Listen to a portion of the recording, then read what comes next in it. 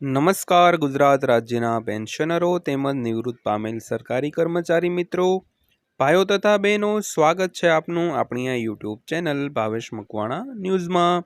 તો મિત્રો, સૌથી પહેલાં બધાને જય શ્રી કૃષ્ણ, જય માતાજી, હર હર મહાદેવ। તો મિત્રો, ગુજરાત રાજ્યના પેન્શનરો માટે વાર્ષિક હયાતીની ખરાઈને લઈને આટલી બાબતોમાં ખાસ ધ્યાન રાખવું જોશે। તો પેન્શનરો માટે 100% ઉપયોગી માહિતી આજે આપણે લઈને આવ્યા છીએ, એટલે વિડીયો તમે ખાસ અંત સુધી જોઈ લેજો। માહિતી તમારા માટે ખૂબ જ ઉપયોગી રહેવાની છે, એટલે વિડીયો તમે અંત સુધી જોઈ લેજો। અને હજી સુધી જો આપણી આ ચેનલને તમે સબસ્ક્રાઈબ ન કરી હોય તો આવી જ અગત્યની માહિતીઓ મેળવવા માટે આપણી આ યુટ્યુબ ચેનલને અત્યારે સબસ્ક્રાઈબ કરી લેજો દોસ્તો। તો શરૂ કરીએ આજનો વિડીયો। તો દોસ્તો, ખાસ કરીને વાત કરીએ તો દરેક પેન્શનરો અને નિવૃત્ત કર્મચારીઓ માટે વર્ષમાં એકવાર પોતાની વાર્ષિક હયાતીની ખરાઈ કરવી ખૂબ જ જરૂરી છે, અને આ માટે તેમનું પેન્શન ચાલુ રાખવા માટે આ જે વાર્ષિક હયાતીની ખરાઈ છે તે ખૂબ જ ઉપયોગી છે। તો આ વાર્ષિક હયાતીની ખરાઈ કઈ કઈ બાબતે થાય છે અને કઈ કઈ પદ્ધતિથી થાય છે અને કઈ બાબતોનું ખાસ ધ્યાન રાખવું તે બધી આજે આપણે ચર્ચા કરવાના છીએ, એટલે વિડીયો તમે ખાસ અંત સુધી જોઈ લેજો। તો આપ સૌ જાણતા જ હશો કે અત્યારે જે હાલમાં વાર્ષિક હયાતીની જે ખરાઈ માટે વર્ષમાં જે મે મહિનો, જૂન મહિનો અને જુલાઈ મહિનો, આમ 3 મહિના માટે વાર્ષિક હયાતીની ખરાઈ છે તે 3 મહિના દરમિયાન કરાવી શકાય છે। તો આ 3 મહિના દરમિયાન આ જે મહિનો છે, મે મહિનો, તે પ્રથમ મહિનો છે અને વાર્ષિક હયાતીની ખરાઈ છે તે કરવાનું ચાલુ પણ થઈ ગયું છે મિત્રો। તો ફેમિલી મિત્રો, ત્યારબાદ વાત કરીએ તો કયા પેન્શનરોને વાર્ષિક હયાતીની ખરાઈ કરાવવાની છે। તો ખાસ બાબત યાદ રાખજો કે જો ગયા વર્ષે તમે વાર્ષિક હયાતીની ખરાઈ ગમે તે મહિનામાં કરાવી હોય, પછી ભલે તેને આ મે મહિનામાં એક વર્ષ પૂરું થયું હોય કે ના થયું હોય, પણ આ વર્ષની જે વાર્ષિક હયાતીની ખરાઈ છે તે 1 મેથી આપણે ફરજિયાત છે, એટલે કે આ વર્ષની જે વાર્ષિક હયાતી હોય તેની શરૂઆત છે તે 1 મેથી શરૂ થવાની છે, તેમજ મે મહિનો, જૂન અને જુલાઈ આ 3 મહિના દરમિયાન છે તે પોતાની વાર્ષિક હયાતીની ખરાઈ ફરજિયાત કરાવવાની છે। પછી ભલે તે ગયા વર્ષ એટલે કે 2024માં જે વાર્ષિક હયાતીની ખરાઈ કરાવી હોય તેને હાલમાં વર્ષ થયું હોય કે ના થયું હોય, તો પણ આ વર્ષની જે વાર્ષિક હયાતીની ખરાઈ છે તે આ 1 મેથી આપણે કરાવવી ફરજિયાત છે। તો મિત્રો, કયા પેન્શનરોને વાર્ષિક હયાતીની ખરાઈ નથી કરાવવાની તેની વાત કરીએ તો જો આપણે 1 મેથી કોઈ પેન્શનરોનું પેન્શન શરૂ થયું હોય અને તેણે તિજોરી અધિકારીને જે પોતાનું જીવન પ્રમાણપત્રને છે તે બધું જમા કરાવેલું હોય, તો ફક્ત તેને જે વાર્ષિક હયાતીની ખરાઈ કરવાની જરૂર નહીં પડે, કારણ કે તેણે તો ઓલરેડી તાજેતરમાં જ પોતાનું જે જીવન પ્રમાણપત્ર હોય છે અને હયાતીની ખરાઈ પણ કરાવી હોય છે। તો ફક્ત તેવા જ પેન્શનરોને વાર્ષિક હયાતીની ખરાઈ નહીં કરાવવી પડે, બાકી અન્ય બધા જ પેન્શનરોને વાર્ષિક હયાતીની ખરાઈ છે તે કરાવવી ફરજિયાત છે। તો મિત્રો, જો આ 3 મહિના દરમિયાન એટલે કે મે, જૂન અને જુલાઈ મહિના દરમિયાન તમે પોતાની વાર્ષિક હયાતીની ખરાઈ નહીં કરાવો તો ઓગસ્ટ માસથી તમારું પેન્શન તિજોરી અધિકારી છે તે અટકાવી શકાય છે। ખાસ બાબતનું ધ્યાન રાખજો, ફક્ત અટકાવી શકાય છે, સાવ બંધ નથી કરી શકાતું। અને પછી તમે પાછળથી જો વાર્ષિક હયાતીની ખરાઈ કરાવી નાખશો તો એકસાથે તમારું બધું જ પેન્શન તમને મળી જશે। પણ મિત્રો, આપણે આવું શા માટે કરવું જોઈએ? આપણે પોતાની વાર્ષિક હયાતીની ખરાઈ છે તે નૈતિક પૂર્વક આપણે કરાવવી ફરજિયાત છે મિત્રો, ખાસ બાબતનું ધ્યાન રાખજો। તો ત્યારબાદ વાત કરીએ તો આ મે, જૂન અને જુલાઈ આ 3 મહિના દરમિયાન ગુજરાત રાજ્યના જે પેન્શનરો હોય ફક્ત તેને જ આ 3 મહિના છે તે પ્રોવાઈડ કરેલા છે, બાકી અન્ય જે કેન્દ્ર સરકાર હોય, પોસ્ટ વિભાગના હોય, રેલવે વિભાગના હોય કે અલગ અલગ કોઈ પણ વિભાગના હોય, તો તે જે પેન્શનરો હોય તેને અલગ અલગ વાર્ષિક હયાતી કરાવવા માટેનો અલગ અલગ સમયગાળો હોય છે। તો ખાસ બાબતનું ધ્યાન રાખજો કે આ મે, જૂન અને જુલાઈ તે ફક્ત ગુજરાત રાજ્યના પેન્શનરો માટે જ લાગુ પડે છે મિત્રો। તો પેન્શનર મિત્રો, ત્યારબાદ અગત્યની માહિતીની વાત કરીએ તો હયાતીની ખરાઈ તમારે કઈ પદ્ધતિથી કરાવી શકાય? તો સૌથી જૂની અને અત્યારે હાલમાં પણ ચાલુ તેવી પદ્ધતિ એટલે કે બેંકમાં જઈને પોતાની હયાતીની ખરાઈ કરાવવી। તો તમે કોઈ પણ જે બેંકમાંથી તમારું પેન્શન મેળવતા હોય, પછી SBI હોય, BOI હોય, ગમે તે બેંકમાં તમારું જે પેન્શન તમે મેળવતા હોવ તે બેંકમાં જઈને તમારે પોતાની હયાતીની ખરાઈ કરાવવી જોશે। તો આ માટે તમારા તિજોરી અધિકારીઓએ પહેલેથી જ તમે જે બેંકમાં પેન્શન મેળવતા હોય તે બેંકમાં તમારી તમામ ડિટેલ્સ છે તે મોકલી દીધેલી હોય છે। PPO નંબર અને આ બધી જે ડિટેલ્સ હોય, નામ તમારું અને આ બધી ડિટેલ્સ જે મોકલેલી છે તે તમારે બેંકમાં તમારે જઈને તમારે વાત કરવાની છે કે હયાતીની ખરાઈ કરાવવી છે। તો જે બેંકના અધિકારીઓ હોય તમને 4 અલગ અલગ જગ્યાએ સહી કરાવશે। તો ત્યારે ખાસ બાબતનું ધ્યાન રાખવું કે તમારું જે નામ છે તેની આગળ જ તમારે સહી કરવાની છે, કોઈ અન્યના નામની આગળ સહી ન થાય, નહીં તો તમારી જે હયાતીની ખરાઈ છે તે થશે નહીં। એટલે આ બાબત ખાસ ધ્યાનમાં રાખજો કે તમે બેંકમાં જઈને પોતાની હયાતીની ખરાઈ કરાવી શકો છો।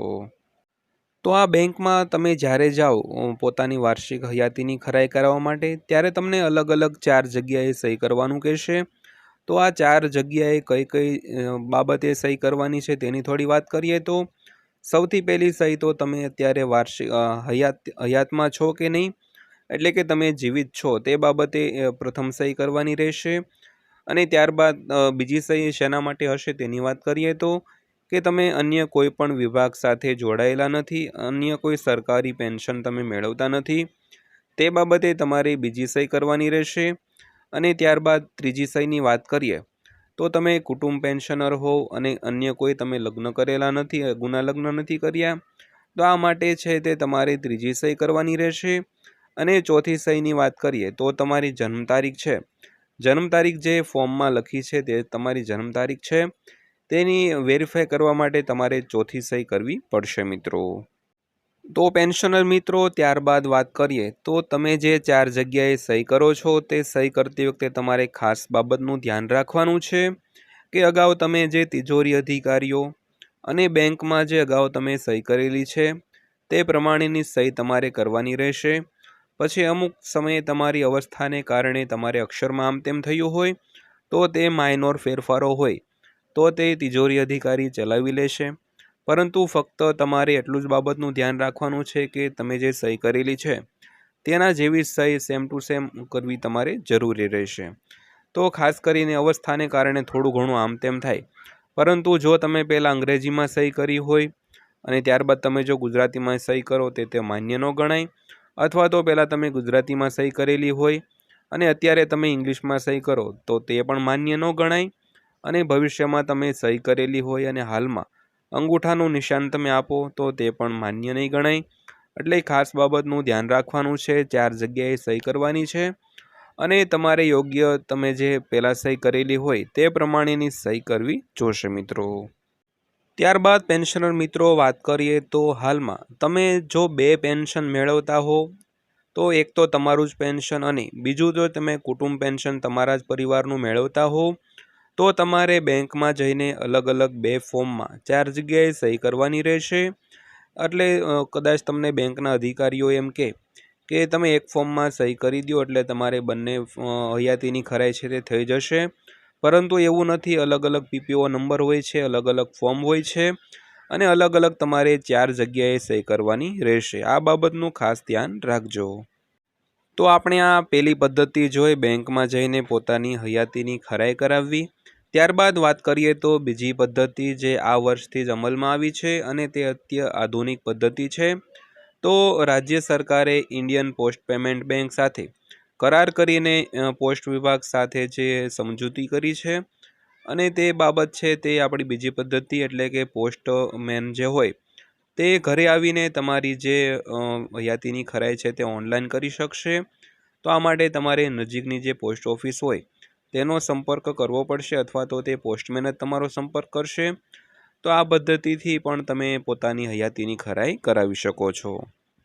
તો ત્યારબાદની પદ્ધતિની વાત કરીએ તો તમે અવસ્થાને કારણે જો તમે બેંકમાં જઈ શકતા ના હો તો તમારે બેંકનો સંપર્ક કરીને પોતાનું જે હયાતીની ખરાઈ છે તે ઘર બેઠા ઓનલાઈન કરાવી શકો છો। તો આ માટે બેંકના જે અધિકારીઓ હોય, બેંકના કર્મચારી હોય તે ઘરે આવીને તમારી હયાતીની ખરાઈ કરતા હોય છે। તો આ માટે તમારે જે સામાન્ય ચાર્જ થતો હોય તે ચૂકવવાનો રહેશે દોસ્તો। તો પેન્શનર મિત્રો, ત્યારબાદની પદ્ધતિની વાત કરીએ તો તમારે ક્યાંય પણ જવાની જરૂર નથી। તમે પોતે જ તમારું જે હયાતીની ખરાઈ છે તમે પોતે જ કરી શકશો તમારા મોબાઈલ દ્વારા। આ માટે તમારે 2 એપ્લિકેશનની જરૂર પડશે। તો પહેલી એપ્લિકેશન છે તે આધાર ફેસ આરડી અને ત્યારબાદ બીજી જે એપ્લિકેશન છે તે જીવન પ્રમાણ। તો આ બંને જે એપ્લિકેશન છે તેને મારફત તમે તમારું આધાર કાર્ડ લિંક હોય તો તેને જે લિંક થયેલું આધાર કાર્ડ હોય અને તેને કારણે તમારો ફોટો કેપ્ચર કરીને ફેસ ઓથેન્ટિકેશન કરીને તમારું જે જીવન પ્રમાણપત્ર છે તે ઓનલાઈન સબમિટ થઈ જતું હોય છે। તો આ માટે તમારે જો તમે કદાચ અવસ્થાને કારણે મોબાઈલ વાપરી શકવામાં અક્ષમ હો અથવા તો મોબાઈલ તમે વધારે પડતું તમને નોલેજ ન હોય તો તમારા ઘરના સભ્યો દ્વારા પણ તમે જે આ પોતાની હયાતીની ખરાઈ છે તે કરાવી શકો છો। અથવા તો તમે મોબાઈલથી પૂરેપૂરતા વાકેફ હો તો તમે પોતાની જાતે પણ તમે આ હયાતીની ખરાઈ કરાવી શકો છો દોસ્તો। તો જો તમે ઉપર આપણે જણાવી તે પદ્ધતિમાંથી એક પણ પદ્ધતિમાં તમે સામેલ ન થઈ શકો તો તમારે તિજોરી અધિકારીને લેખિતમાં પત્ર લખવાનો રહે છે અને તમે પોતાનું જે તબીબી પ્રમાણપત્ર છે તે પણ તમે સાથે જમા કરાવવું પડશે। તો અન્ય કોઈ બાબતે તમે જો હયાતીની ખરાઈ ન કરાવી હોય તો અંતમાં તમે આ રીતે પણ પોતાની હયાતીની ખરાઈ જે તમારા તિજોરી અધિકારી હોય તેની તમે લેખિતમાં જાણ કરીને પોતે પણ હયાતીની ખરાઈ છે તે કરાવી શકો છો।